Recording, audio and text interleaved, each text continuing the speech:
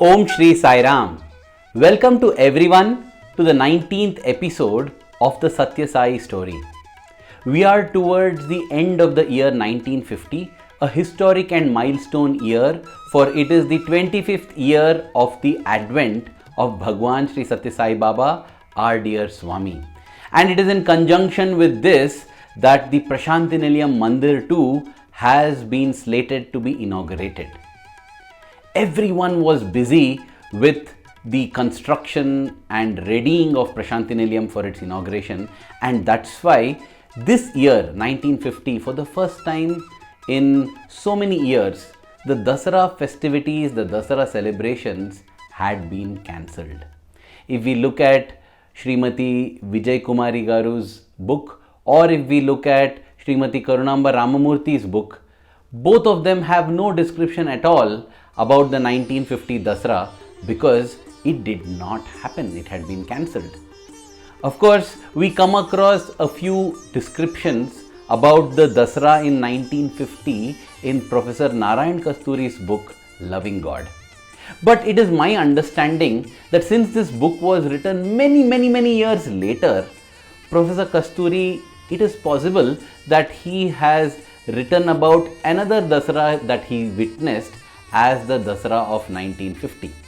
As far as multiple sources go, the Dasara of 1950 had been cancelled. But then, speaking of Professor Kasturi, why is he describing the Dasara of 1950? Because during the Dasara time of 1950, he was present at Puttaparthi along with Swami, because he was here for a very grand event in his life, the wedding of his daughter Srimati Padmini. Well, the story of how Professor Kasturi came to Swami is a very interesting and humorous one. Lord Krishna says in the Bhagavad Gita, Chaturvidham bhajante mam janaha sakrutino Arjuna. O Arjuna, 4 types of people seek God, seek me. One, those who want healing from their sicknesses, one who want success and prosperity, one who want answers to burning questions, and of course the 4th category are those who are wise, the Gyanis. They come because they recognize the divinity. Professor Kasturi got pulled to Swami because Swami gifted him with a son-in-law. So Swami had agreed to perform the wedding of his daughter Padmini at Puttaparthi, at the Paata Mandiram. And that is why Professor Kasturi in the October of 1950, along with his wife Srimati Rajamanikam, had come to Puttaparthi. Along with him was also Sri Parameshwara Iyer, whose son, that is Sri T.P. Balachandran, would be marrying Padmamma or Srimati Padmini, the daughter of Professor Kasturi. Now, so much has happened in the Paata Mandiram days, and in case you are coming directly to this episode, you can have a look at this entire playlist of all the episodes so far at this link above. So for Professor Kasturi, coming to Puttaparthi was an experience the likes of which he had never had before in his life. He saw the very frugal living conditions for everyone around, and yet he saw the devotion, the intensity, the fervor that people had for this young lad, this young Sai Baba. He was really amazed. And when he had arrived, he had come with the objective to find out from Swami what is a good date for the wedding to be conducted. Now Swami summoned an Inspector General of Police, which was quite impressive for Professor Kasturi because such a big stature personality was here. Swami summoned him to get the almanac to select a date. In all probability, this was Sri Ranjot Singh, about whom we have spoken in the previous episodes. The almanac, the calendar was brought, and Swami looked at it, studied it for a while, and Professor Kasturi sat wondering what this little lad will say. He said, let us hold the wedding on the Vijay Dashmi day, that is the 10th day of the Dasara festival. Hearing this, Professor Kasturi became very happy because Vijay Dashmi day, interestingly, is considered such an auspicious day that any time during the day is considered auspicious. You don't have to search for a separate muhurtam or a sacred hour when an auspicious or new venture has to take place. And then the meticulous planning that Swami went into not just blew away Professor Kasturi's mind, it also won his heart completely.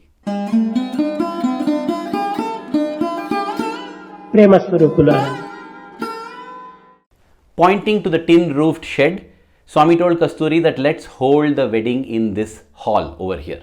And then taking him out, Swami showed a yard in the front where he said a deep trench would be dug. And in that, there would be firewood placed to light up fires on which vessels could be placed and food could be cooked for all the guests of the wedding. Swami then told Professor Kasturi, don't make it a very lavish affair. Don't ever take a loan in order to conduct this wedding. Let it be very simple. The wedding must bring joy, and I will take care of all the elements of joy that are necessary in the wedding. Swami gave him that promise, and I think these are valuable tips for all of us also when we think of weddings to be conducted in the family. Swami then told Professor Kasturi that you have 2 weeks now left to go and make all the purchases and procurements that you need to do in order to gift the groom, and then for the groom's party to buy things to gift the bride. All of this planning can go on. Then Swami said, you get the cooks from Bangalore. All other materials that you need, you can seek from Griham Abbai. Griham Abbai means the house boy. So Professor Kasturi was wondering who is the house boy, or he was wondering whether he understood it wrong. He was surprised to see that Griham Abbai or house boy was Swami's father, Sri Kondama Raju. Yes, Swami would never call him father. Swami would call him the house boy, the boy of the house. Swami told Professor Kasturi that anybody who required any materials would often give money to Griham Abbai, and he would fetch the things from different areas around. But Swami told him, you don't worry about payment, you can indent on him. In the end, once everything is completed, you can pay him, but whatever you need, you let him know, he will get it. And Swami told Sri Kondama Raju, make sure that Professor Kasturi has everything that he needs. Kasturi should not be put to any difficulty. Once all this planning for the wedding was done, Swami went into the Bhajan hall, which was beside this tin-roofed shed, the small Bhajan hall in which about 50 people could sit, as Professor Kasturi describes. This Bhajan hall exists even to this day. In fact, I must say that I feel very blessed, privileged and happy that my wedding too was performed in this very hall, which has served as Swami's Mandir for so many years. So Swami now went into this Bhajan hall and sat right in the front. Then entered Srimati Venkamma, Swami's bodily elder sister, and she went and sat in the front in the ladies' side. And bhajans began. Swami was the lead singer. Dear brothers and sisters, Swami has been the first everything for the mandir. He was the first lead singer as well. So he sang, it was followed by Venkamma Garu, and then the others also sang bhajans, and Professor Kasturi got this opportunity to participate in the bhajans. Once bhajans and aarti were complete, Professor Kasturi saw that a very elderly gentleman walked into the mandir. The others around him whispered and told him that it was Sri Kondama Raju, the grandfather of our dear Swami. At that point in time, he was about 110 to 112 years of age. Professor Kasturi was surprised when everybody told him that he has come to pay his respects to Swami. The relationship that existed between Swami and Sri Kondama Raju is such a beautiful one, and I think in the near future there will surely be a video on this as well. Sri Kondama Raju lived till the ripe old age of 116 years, eventually passing away sometime in 1954. And all of this was simply mind-boggling for Professor Kasturi to even imagine. This little boy, what is he commanding? And so, with all these memories, he left to Bangalore only to return on the 9th day of Dasara, because the next day, the Vijayadashmi day, would be the grand wedding. The arrangements for the wedding were so impeccable and perfect. At Penakonda, as the bride and groom parties got down, there were about 30-40 people who had come for the wedding because Swami had told to keep it as a simple affair. Swami had arranged a bus for them, for which Professor Kasturi was very thankful, because he knew that a backbone breaking ride on the bullock cart would now be saved. He would not have to do that. And as they got down and crossed the river Chitravati, who was there to welcome them? Swami himself, waiting at the gates. And Swami made them very comfortable. Swami showed Professor Kasturi all the places where different things would happen, where the wedding feast would be held, where the wedding ceremony would be held, where they would be accommodated, everything. Professor Kasturi's son had returned from England in order to be part of these celebrations, and he had the wonderful opportunity of having Swami's darshan as well. And the wedding ceremony, Swami blessed the Mangal Sutra, he blessed the bride and the groom, and he would just throw rice grains, the akshata holy grains, to bless the bride and groom by just shaking his hand like this over them. Nothing. And Professor Kasturi was seeing this miracle happen right in front of his eyes. So simply Swami was doing it without making a big fuss about it. Swami blessed them profusely, filled them with so much of joy. There was bhajan singing going on. And at the conclusion of this wedding ceremony, when it came for lunch, Professor Kasturi said that the planning of this had been taken up by Sri Parameshwar Iyer, the father of the groom. As the father of the bride, he did almost nothing, and he says this itself was a miracle. And Professor Kasturi says, Swami took care of everything. I needn't have to do anything. I was like a guest at my own daughter's wedding.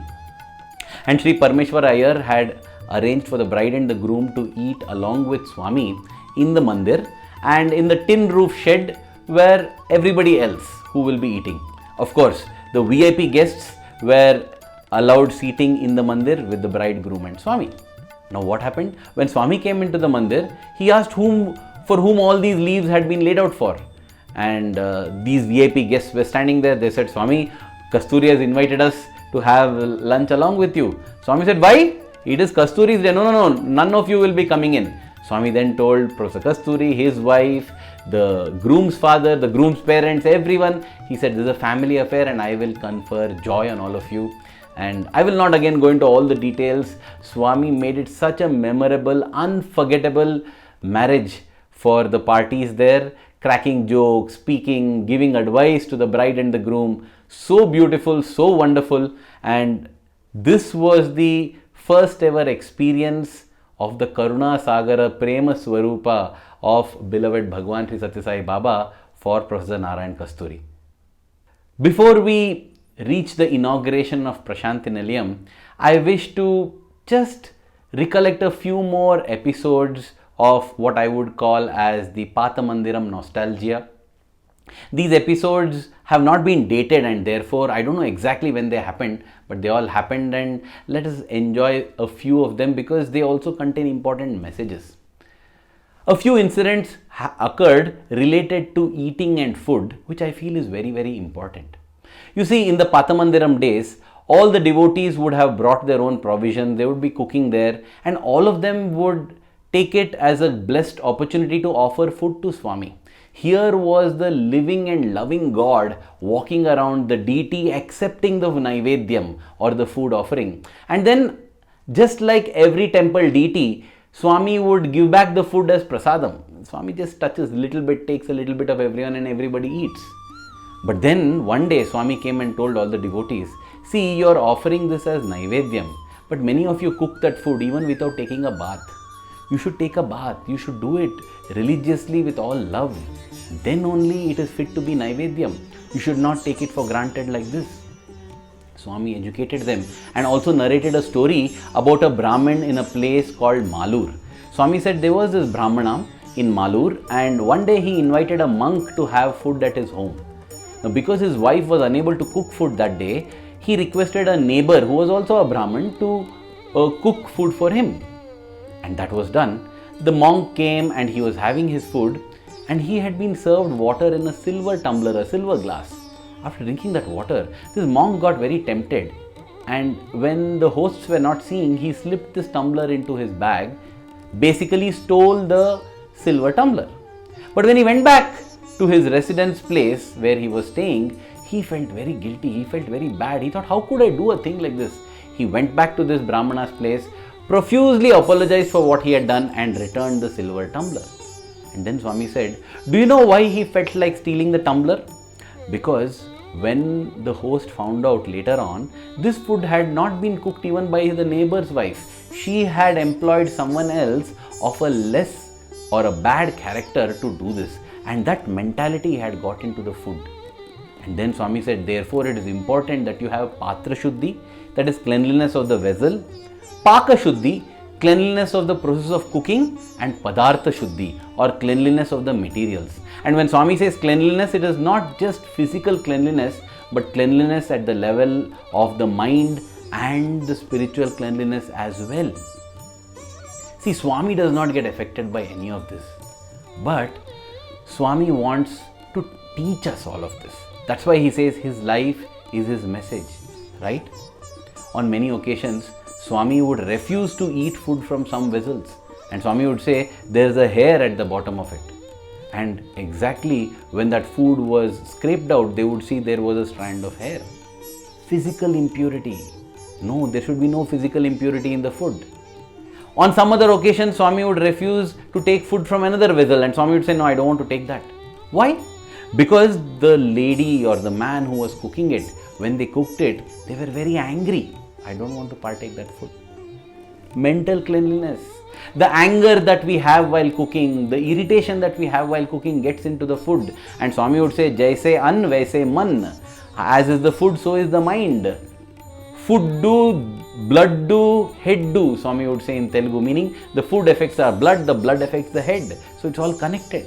So physical purity is needed, mental purity is needed. Interestingly, even spiritual purity, what do I mean by that? On one occasion, it is recorded that Swami refused to partake food from another vessel. And later on, Swami explained that this food has been made by an atheist. And Swami said, no, I don't want to take that. You see, dear brothers and sisters, how important is the food that is being cooked at home. And therefore, when we have our wives, our mothers, or somebody cooking the food, what a great service they are performing and how important that job is. We think that we can just keep a cook at home and be done with it. Possibly the cook has great skill in cooking the food. But what about all these feelings that come, that affect us on a day-to-day basis? This is the message that Swami was teaching, and that's why he would tell the women that you are doing a great seva in even just cooking food, sattvic food, singing the name of the Lord. You are influencing the life, the mind, and the destinies of entire families. On another occasion, a woman had brought some savories for Swami to partake, and Swami was sitting there with his pan box and eating pan.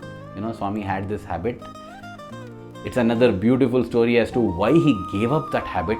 It's very profound, it's very inspiring. And that story is there at this link above. That day, as Swami ate the pan, this lady offered the savories, and Swami took the savories, and for everybody present there, it appeared as if he is partaking it. But Srimati Kannamma, as she records in her book, Sri Sathya Sai Anandadai, she says that Swami did not eat it. Swami kept it in his kerchief, in his cloth, and kept it aside and continued to eat the pan, acting as if he is munching on the savories that had been brought. Later on, he gave those savories back remaining as prasad to this lady and told her take it back. And after she left, Swami said, she treats the cooks and the other workers who are cooking very badly. So I don't want to partake that. All of these go to show how important bhojan is. Bhojan or food is not just for the body, which is gross. It is also for the mind, which is subtle, and more than that, it is important for the spirit, our spiritual growth. Food is so important. In fact, an entire talk on the importance of food and Swami's food habits has been captured for all of you in detail at this link above. From bhojan, let us move on to bhajan. Swami had instructed the devotees that they should always do bhajan in the same place. Whether it's in the mandir or whether it's back at their home, Swami would say that when you continue to do your prayers, your bhajans, your worship, your chanting in the same place, after 6 months, Shakti gets imbued over there. There is a divine power that gets installed there, and everybody who comes can perceive and feel it. That is the reason also why I do all my recordings here in this room, bang opposite to Swami, because I can feel his Shakti, his power, his grace. Bhajans are a very powerful medium to take us close to Swami. On one occasion, again recorded in the book by Srimati Kannamma, she writes that many disciples of the great Ramana Maharshi, the sage of Tiruvannamalai, had arrived to Puttaparthi. When they had come on one occasion, so this must be before the April of 1950, before Sri Ramana Maharshi took Mahasamadhi, because at that point in time he was physically there. In fact, that video is also there about the relationship and the beautiful connection between Ramana Maharshi and Bhagawan Sri Sathya Sai Baba, which is at this link above. So they had come there and they said that their Guru, Ramana, had sent them over here. For what? He had told them, just be there and sing bhajans in Swami's presence. That is enough for your redemption and salvation in life. Dear brothers and sisters, that is the power of singing bhajans in Swami's presence. Let us sing our bhajans in such a manner that Swami's presence is there. And let us sing our bhajans always remembering that Swami is sitting there. Both will feed on each other and grant us salvation and liberation in life. And in these bhajans too, yes, raga is important, the tune, the melody, that is important. The tala is important, the rhythm, the beat. But most important is the bhava or the feeling. And this also Swami would show many times in the Paata Mandiram. On one occasion, several accomplished singers had come to visit him and they all sang for Swami. It was so wonderful. After which, Swami asked a devotee to sing for him. And she said, Swami, how can I sing when all such stalwarts have sung for you? Who am I? Swami said, it is not about who you are, it is not about your skill, it is about your bhava. I love the feeling that you have in your heart. And Bhagawan is Bhava Priya. Bhava Priya Bhagawan. So you sing.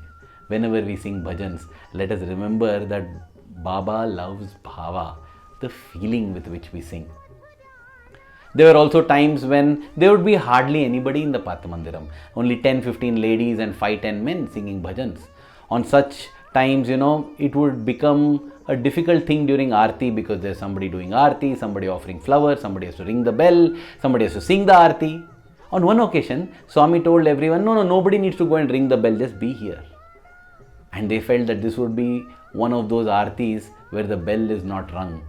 But then, even as the Aarti went on, as Sri Sheshagiri Rao waved the camphor to Swami, there the bell began to ring. It was a miracle that everyone heard.